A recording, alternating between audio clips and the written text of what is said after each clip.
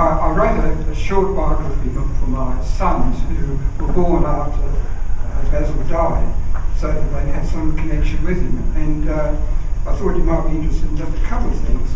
We heard about the training of announcers. Back in the early days, there was no training, and one of the anecdotes from my father, who was trying to teach himself how to be an announcer. I'll just read from this biography. Among some of the anecdotes of the early days is one which he describes how he practiced his announcing skills at dawn in a public park by a duck pond. Once, while he was waxing lyrical in describing the rising sun to a group of uninterested ducks, he was nearly arrested by a policeman who thought he was either drunk or crazy. But I'd like also, just because it's not a humorous thing, but I'd just like to read a little bit about the new studios, which he was, I think, to a very large degree instrumental in getting built.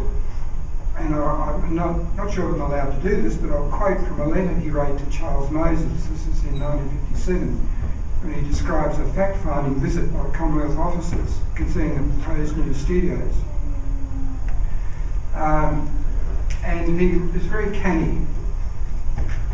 He thought he could soften up these parliamentarians, as one does, by giving them a nice meal and plenty of wine. And he happened to have as a very good friend Jack Mann, who was managing the Horton Vineyard. So he took all these parliamentarians up there, wined them, fed them, and then went to work on them. So that's part of the reason, I think, how we got those studios. Anyway, I'd just like to quickly read this letter, or an excerpt of this letter from Charles.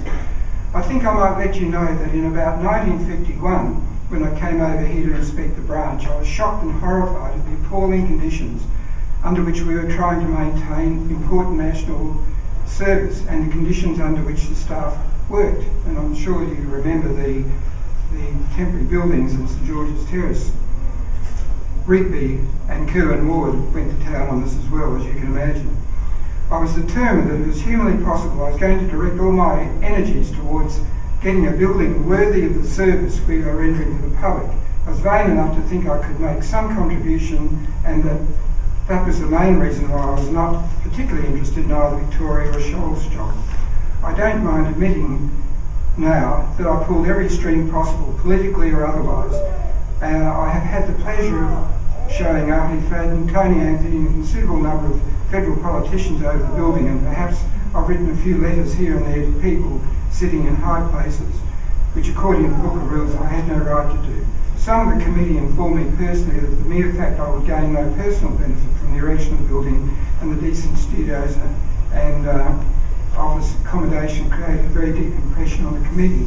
And I believe those studios at the time, although they now by today's standards very antiquated, were cutting edge, leading edge technology. So David, that's all. Thank you very much.